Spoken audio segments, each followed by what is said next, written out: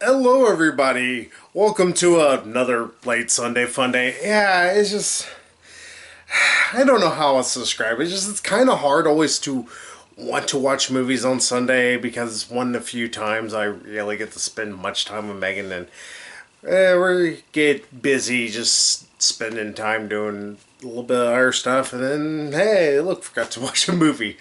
So yeah, today is a movie that was not Guns Akimbo. We will save that for whenever we actually get to sit down, just her and me, and get to sit down and watch it together and figure out what the hell's going on in that movie. Instead, I get to talk about The Platform.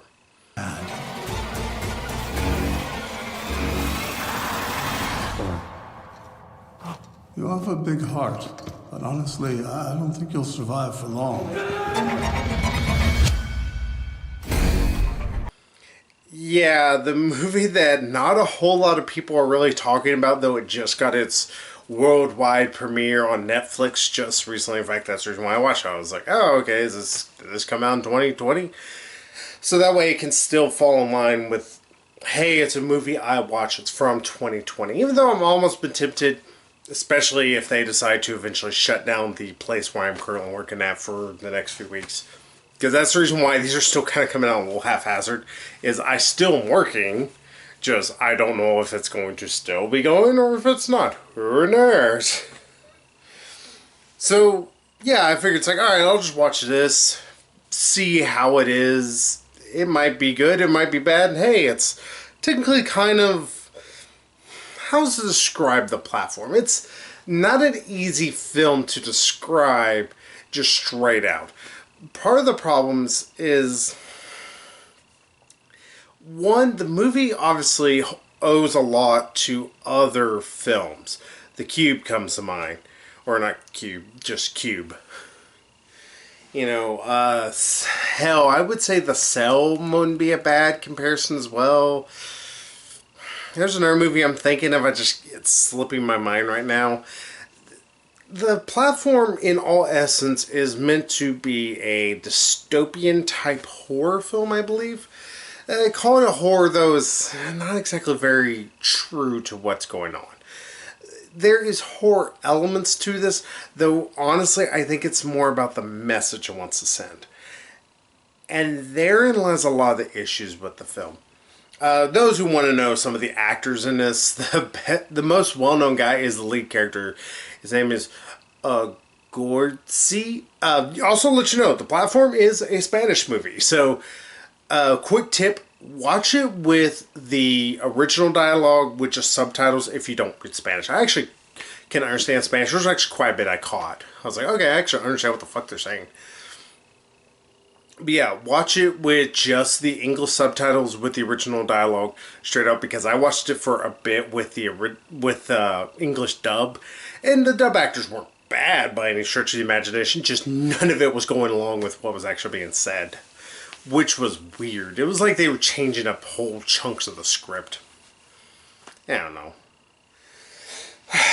But yeah, so to describe this whole movie in a nutshell, like I said, it's a pseudo sort of dystopian future, I guess, where people can decide to be in this, like, rooms are sitting on top of rooms or sitting on top of rooms, where they can decide, hey, we're going to, either they're put there because, oh, well, it's your way of repenting for your crime, such as the main character, I guess his name is Gordzi?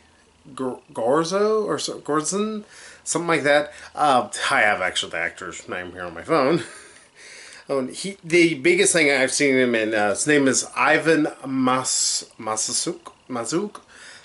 I am probably horribly butchering your name. Sorry, sir. The biggest thing I remember from actually was Pan's Labyrinth, because whenever I saw him, I'm like, God, he looks familiar. And the character he plays there, if I'm not mistaken, is like Mr. Tarda, or just like his name is just Tarda or something like that. I can't remember, but I do recognize him from the movie. I'm like, oh, yeah, you were in Pan's Labyrinth. Alright, cool. And obviously, that movie's Spanish. So, yeah, like I said, there's technically just floor upon floor upon floor of all these different people. And it begins with this guy, Gorzy or Gorzing, however you want to say his name. And he decided, he talks to this older guy who pretty much is crazy. I kept calling him Tiramisu. His name is actually pronounced Trimagasi? Trimagasi? I don't know how to pronounce that exactly. All these people got really funky names. It's like, okay, that's not a very, like, human name. It's strange. But yeah, he's talking with this guy, and he learns that they have a platform that descends between all the floors, and it has food on it. And it's all kind of already been picked through, because at the time they're on floor 48, which call him tiramisu. The older guy, he says, this is actually a really good thing, because, you know, once you get lower, you're actually going to be hungry a lot, because most of the food's already eaten. And that's whenever you begin to see, especially later on, there's different people. Like, there is a lady who constantly rides the platform looking for her kid. And there's a plot point with that, oh god, it doesn't make as much sense as it really feels like it wants to. We're gonna get into it, I swear. But yeah, so that goes on, and after a month they switch floors, and it just seems like randomly they're given different floors. And it turns out that the floor they're moved to is like floor 172, I believe. And once they're moved there, they realize that there's like no food coming down, and the tiramisu dude ties up Gorgonzola. Sorry, I'm gonna call him Ivan. That's his character's or his actor's actual name. His name's Ivan. It's this weird fucking name. Everybody's giving these funky names. It's like, why are you giving him this weird name? Neither here nor there. Not the biggest break issue with the movie, to be fair. But yeah, so Tiramisu ties up Gorgonzola because he's going to eat him. In fact, he actually explained that whenever he'd originally been on like floor 130 or 120, something like that, him and his partner at the time, who was on the floor with him, ate a person who fell from one of the higher ups, because people, when they're up there, they just realize they're starving to death and they just kill themselves instead. Now, as you can already see, there is a obvious political story that is trying to say, which is that, you know, the higher ups just eat as much as possible and just gorge on it and leave nothing for the lower peons. You know, it's a almost pseudo kind of socialistic, communist kind of way if you want to look at certain things. I'm saying socialism, communism are the same thing. Don't get your pains in a bunch of fucking in reds. I love you assholes. Strange enough, actually, a lot of Russians watch my videos. Hi, Russians. But yeah, so I get that that's one of the things it's trying to say. I'm like, okay, so what else is there to the movie? Because at this point that I'm talking about, this is like nearly 30 minutes in, and this movie's only an hour and a half long, but I'm like, it needs something else to help it going. Because really, it's trying to say something about the fact that lower class people will begin to feed upon each other because of the gluttonous behavior of the people who are on the floors above them. This is further reinforced later on when Tiramisu gets killed, just murdered by this one lady who's constantly going up and down the platforms. Why she doesn't do this every day, and how, once you learn the intricacies of the actual end of everything, doesn't make the most sense. In fact, it raises a lot more questions than it does answers. And not good questions. It begins to make you question the plot, which is a problem in and of itself. You never want to raise questions that the plot doesn't properly answer, if I make sense. I promise you I will try to explain this a little bit better. But yeah, so this one lady, she ends up killing Tiramisu and saves Gorgonzola. And Gorgonzola pretty much feeds off of Tiramisu's body. it's there is obviously another message there, but it begins to lose itself in just the kind of shock factor that's trying to constantly bombard you with, especially considering the next because always after somebody dies, they get paired back up with another person. They're moved up, or Gorgonzola's moved up to, I want to say it's like level 30 something, 20 something, something like that. Pardon me. Where they where he ends up coming across the person who talked him into joining up with the platform or going into it, because another thing that doesn't make any sense, and again, it's one of these like, you need to explain something, movie, because otherwise I begin to question your logic and also the question the world this is in. Because Tiramisu makes a big deal that the reason why he's there is because he threw a TV out and he ended up killing a guy. And of course, it's pretty much it's a play on the hard line, I mean, as I call them, alt-right. I just call them what they are. More anti-immigrants, assholes. Where he killed the guy. He's like, oh, he's just a filthy immigrant, blah, blah, blah. Tiramisu's in there because of that. Gorgonzola's in there because he wants to come out of it after 6 months and have a diploma. But it doesn't explain how that happens, how that would even work. It's like, well, maybe part of the issue is, the best way to put it is translation. There is always that kind of issue. There is that problem of always translating things, and for it to make as much sense as it really should to both sides. For example, and this feels like a weird example to use, Shin Godzilla. Shin Godzilla, I think, failed because it's a very, very Japanese movie. Not saying Japanese is bad. It's fine to be very proud of your culture, but it's less about the culture of Japan, which is awesome to actually see a movie that's very, decides to flourish in a Japanese culture. Like Memoirs of a Geisha was a total, like, Americanized, almost fantasizing version, or fantasy version of the geishas, even though there was supposed to be some attempts to be real. That's all I gotta say about that. But it would be one thing, like, for instance, Kurosawa's pretty much version of Macbeth. Like, that is a very Japanese film. It's all about the culture and also no theater in a way. Sorry to get on a little bit of a tangent here. But with Shin Godzilla, it's less about dealing with Japan's culture, it's dealing with Japan's government. And that's where I think this issues with the platform really abound. Like, I think people in Spain probably are really like, oh yeah, this speaks to me well, especially considering Spain still fairly recently in their culture, and in their time, in their history, came from underneath an oppressive ruler, a fascist, a true fascist, in the form of Franco. Those who do not know. Oh God, what an asshole he was. Don't you know, he's a friend of Hitler.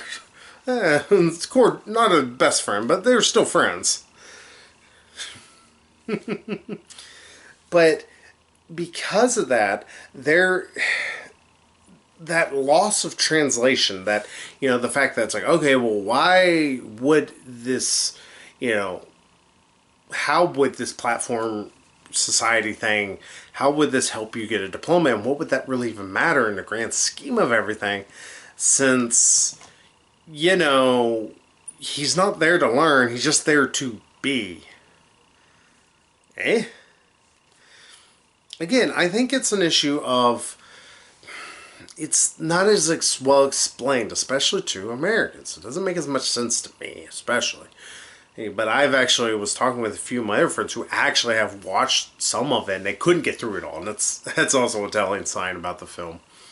If my already garbled thoughts are enough to tell you how I feel about it.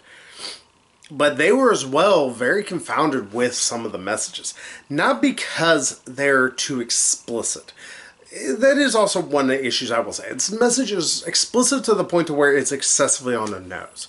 Like, the symbolism is not hard to miss. In fact, it's really easy to, it's much more easier to see something that is not there simply because the symbolism is so overt. It's a issue that I believe many film critics always have. Like, they want to see something because, oh, well, this obviously means that his childhood was traumatic. What the fuck does that have to do with Captain America throwing a shield at a big purple dude? Well, that means his childhood was fractured and his mother raped him. You know, film critics, you are fucking up your own asses.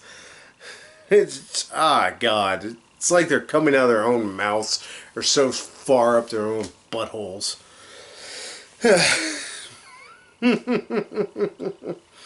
But yeah, here, I think because of that overt symbolism, somebody's going to try and sit there and like, this work of art, and somebody's going to fillet the fuck out of this film.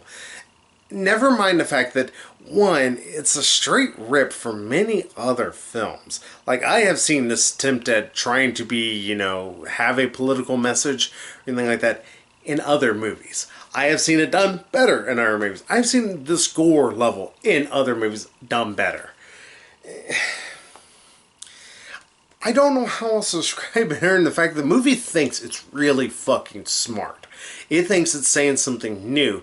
And again, that's an issue, I think, with the translation from Spanish to English. Not because they're so vastly different, because the only real major difference between us is sometimes, like, there's... And the best way I can think about it is adjectives are in different places. Woo, big difference. But more importantly than all of that, pardon me, is the fact that I think a lot of this has to deal with Spain's own, or this filmmaker's own look at the Spanish government. That poses a lot of fucking issues. Because if they do have a very, still kind of overbearing government, it's so put into the background. If we're to believe that this is the Spanish government, and if it keeps getting more and more powerful, but what is this government? Who is this? Like they constantly mention of this other group, not the group, other group, I should say, like the people who run all of this. They pretty much mention them like they are this like elite ruling class, and it's like, okay, so how does this work? Why do people believe that going to the platform is going to... They actually give it a name, but I'm just going to call it the platform because it's the name of the movie. Or otherwise name the movie after that. You fucking idiots. But it's one of those where it's like, okay, so how does any of this work? And I know people are like, but that's the mystery. That is the brilliance of the movie. But it's not. It's completing her plot holes that the movie doesn't bother to fucking explain. Like, how does going to this give you a diploma? Why would that give you a diploma? Is it a fast track to a diploma? Because the other way would require millions and millions of dollars and years and years and years of hard work, and this guy's trying to fast track? What the fuck? How does this world work? And never does it attempt to try and explain itself. That's always a massive fucking issue with the movie. Is it constantly has this incredible issue about trying to explain one thing, and instead it wants to dilly-dally and wants to try and gross you out as much. Like, at one point there's this one lady that Gorgonzola ends up with, who is the lady who, like I said earlier, she's the one who talked him into it, and she volunteered to go into the platform so she can help people. I don't know. It's never really explained real well. And she's like, I set aside enough food for y'all. If y'all were just purposely saving people, don't do it. They don't give a shit. And again, it's one of those like, okay, so you're kind of losing your original message with the idea of like, oh, the rich and the wants of everybody just trumps everything. And it's like, okay, so what the hell was all with the other shit that you were trying to say? You see, it's a movie that wants to have all these messages, and it can't attempt to have a cohesive idea of what these messages are. So it kind of just like knits them together so shittily and just so piss poor. It's just a film that has different ideas from different movies just barely fucking stitched together worth a goddamn. It's one of the issues throughout the movie.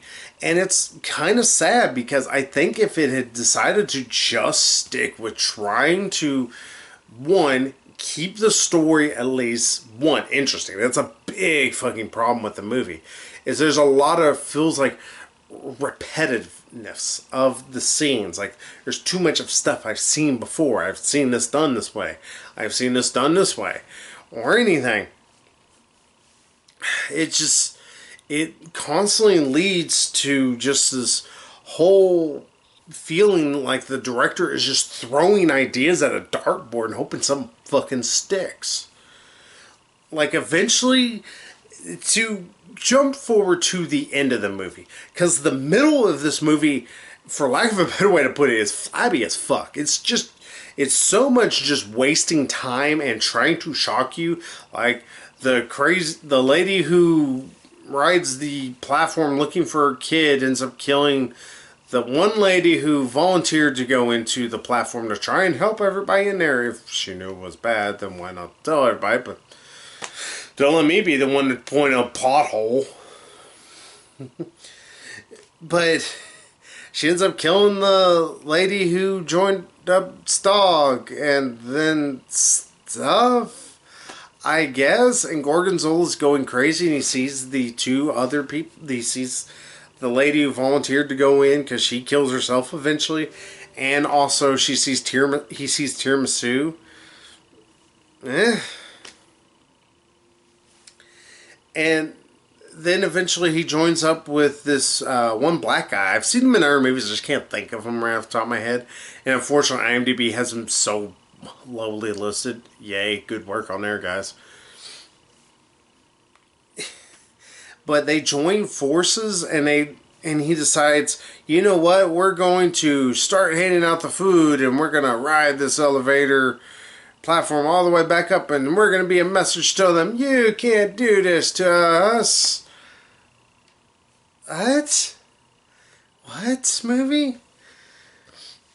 Now, mind you, again, the one lady who I've told you about, she's been riding the elevators every month that this guy has seen, and she will get off the elevators and she will either kill people who try to attack her. Like, at one point, the guys try to rape her, but she kills both of them. And then another time, she kills Tiramisu. That happens randomly. But whenever they're riding down the platform, they realize the platform doesn't stop if people are all dead on it. Yeah, well, fuck, wouldn't it? But also they realize the thing is 330 stories deep.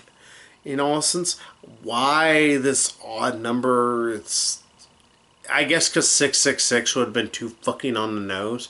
But on top of that, it also wouldn't make any physical fucking sense. And also, this doesn't make any physical fucking sense. Like, for this thing to be all the way up to 0, let's say that way, you would have to go up in the sky nearly for it to go 330 stories down. Because that is, even going into the earth, you're going to go, like, just, you're going to go deep into the crust, and it's going to be fucking hot as hell. But don't let me be the one to point out some, flaws with your pseudoscience, I guess. But once they get to floor 330, pardon me. Yeah, also they got into a fight with these one guys who, they end up killing the guys, but also the black guy ends up pretty much being mortally wounded, and they see that the one lady has been looking for a kid who supposedly there is not a kid. She's been killed and stabbed to death. Never mind the fact, it's like, she's not shown any time where she's not really been able to fend for herself. In fact, she's shown many times she's able to easily fight off anybody. But when they get down to floor 330, they find the kid that this lady's been looking for fine. Looks just like she just crawled out of a, Pantene commercial or something. Weird juxtaposition of phrases there. And then the black guy dies, and then they go down one more thing, and it stops and is like blackness. Pretty much hell, for lack of a better way to put it. And then Gorgonzola realizes, I can't go back with the kid. The kid needs to be the message that this place is evils.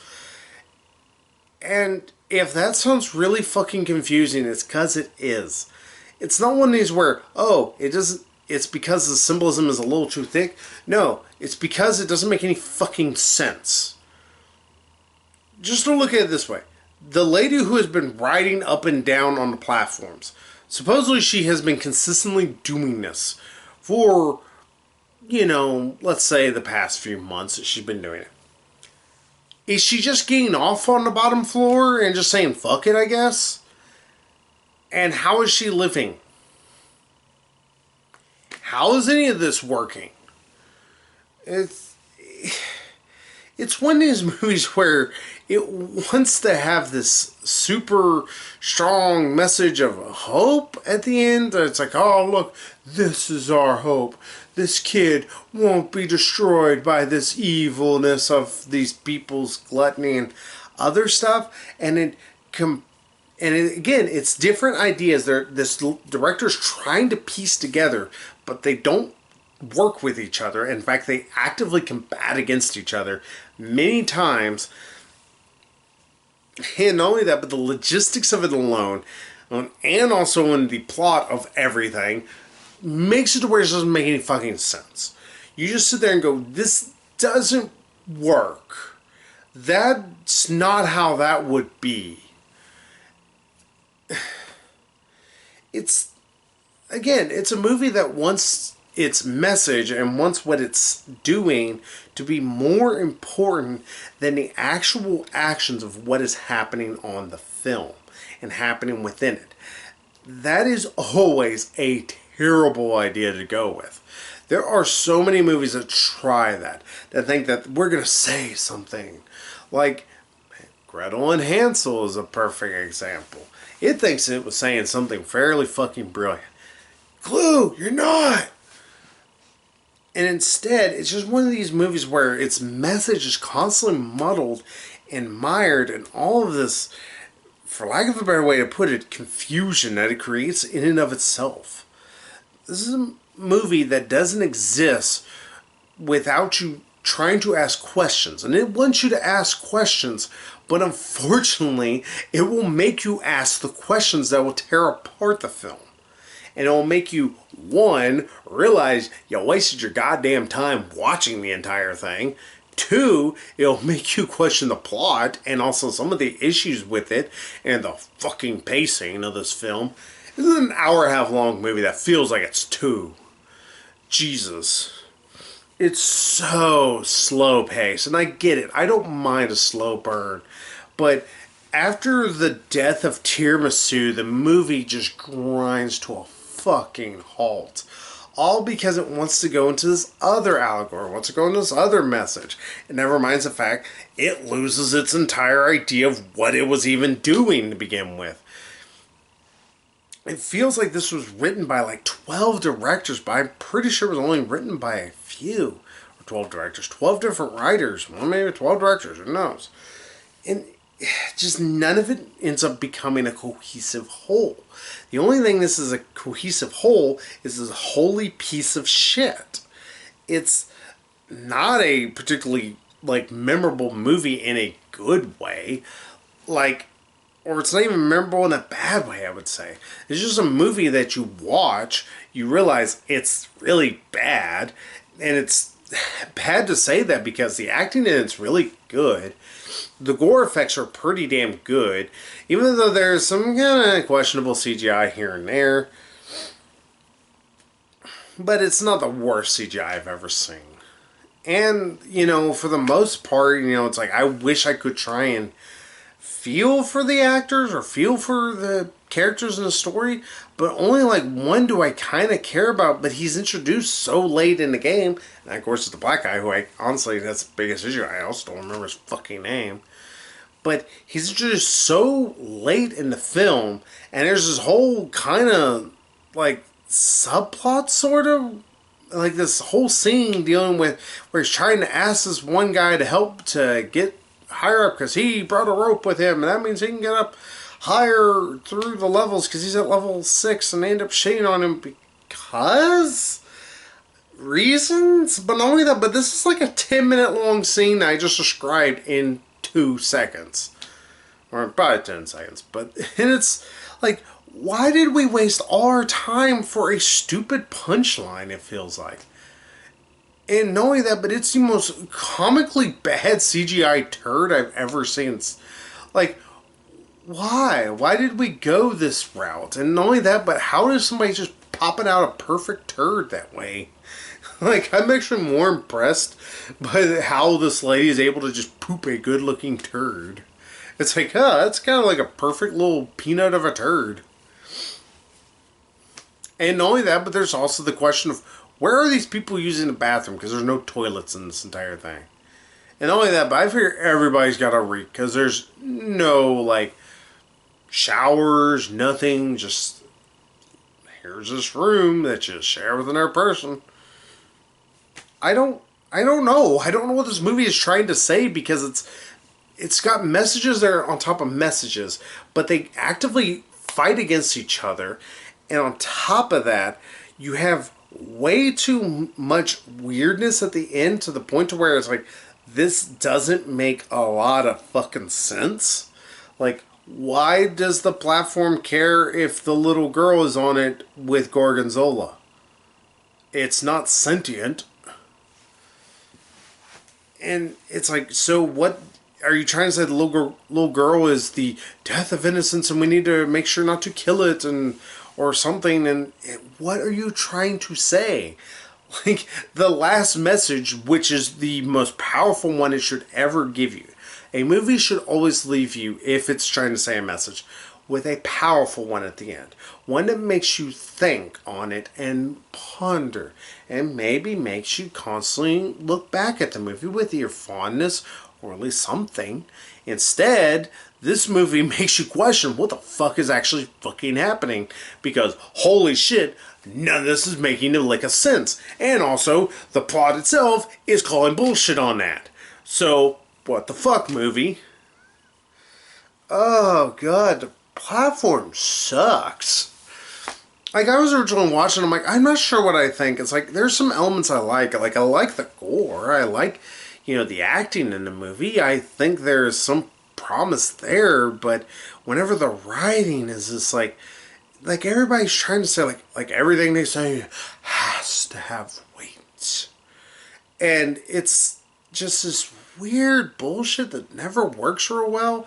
Like Tiramisu, his big thing, beyond him being obviously crazy, is that he doesn't like people liking to use the word obviously because only he's supposed to. Why that's a thing, I don't know. It's never explained. It's never really hinted upon after, everything is all done. It's like, well, why did he have a hang up on the word obviously? And it's not a good movie. That's the worst thing I can say. Is like, this is a movie that should be not a classic, but it should at least be something that should be a lot better than what it is. There are movies that attempt to try and say a message and use horror to, first off, get around the fact that they pretty much don't have a budget. But here, it's obvious they actually put in some decent time and effort into it. The movie looks good. It looks very damn good. Like, they're very damn good. Damn good. There is obviously some actual craftsmanship to it. But on top of everything, because of the fact that you can't have much in the way of difference in terms of shots, it looks just very samey. Like, that's another issue with the fact you have this placed in such a same fashion. There's no real change in anything till the final third when Gorgonzola and the black guy, which again, unfortunately, that's all I know of his name, and it's almost the entirety of his character, but the fact that he's also religious. But beyond them going from floor to floor, there's no change in the scenery, which, hey, okay, you're trying to say something with that. But again, it never even touches on that. There's so much that the movie could do with, and so many other ideas it could actually use to help with some of its earlier ideas, but instead it drops them. It's it's a movie that I feel like some critics are going to absolutely love the shit out of it. Some critics are going to think it's one of the best, smartest movies of all time. But a lot of humans who actually, have working brain cells are going to call it what it is. It's a pretentious, up its ass horror film that has aspirations to try and tell a better story than it really knows how to. Unfortunately, its own way of trying to tell its own story ends up falling flat on its fucking face. That's the most I can even give this fucking movie. It's not even worthy enough to remember that well. Like, I'm only remembering it simply because I try to make it my goal to watch some unique horror films. And this is technically a horror film. It's hard to describe it that way, but still. There's obviously very horror elements.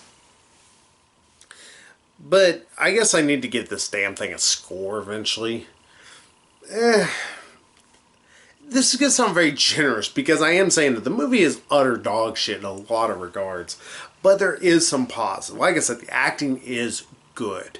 The set pieces for what they do with them, even though it's not much, do look good. You know? It's just, I wish there was something actually to the damn thing. And it's a 2. It's not the worst piece of shit I've seen this year. So far this year is deciding to show me so many other great things. But it's exactly like the turd that the lady let out on the black guy's face near the end of the movie. It is perfect on the outside, but on the inside, it's just rancid shit. It's as worthless as to anybody as anything. The only thing useful for the movie is if you were to make it into truly compost. There's my allegory for the entire thing. If you have a hankering to watch it and you're stuck inside, go watch The Office instead. There's better movies to watch. Hell, Spencer Confidential, I think, is a better movie to watch than this turd of a film. Just platform kind of falls off of it and just cracks its neck on the way down. It just fucking sucks is the best way to describe it. But hey, that's me talking about the platform. Hopefully soon, Megan and me will finally get around to watching Guns Akimbo. If not, you'll watch me alone again talking about some other turdy thing I find on Netflix to watch. It happened to come out in the year 2020, which I'm actually kind of afraid of because there's a few things coming out soon that I'm not particularly looking forward to, but do come out this weekend. Is all I could say. But hey, we'll see what all entails. And hey, maybe they'll open up the theaters again around me. If they do that, I'll watch some shit soon. Hell, I'll go watch some I've already seen before this year and just like, fuck, I watch Bad Boys again. It's so lovely. Hell, I'll watch Onward. I don't care. I liked Onward. Onward was pretty good. This has not turned out to a great year. I probably spoke way too soon saying this year is not that bad. Ooh, I have a way of jinxing things. But hey, I'll see y'all next week, though, with whatever the fuck else I decide to watch. So until then, everybody, bye-bye.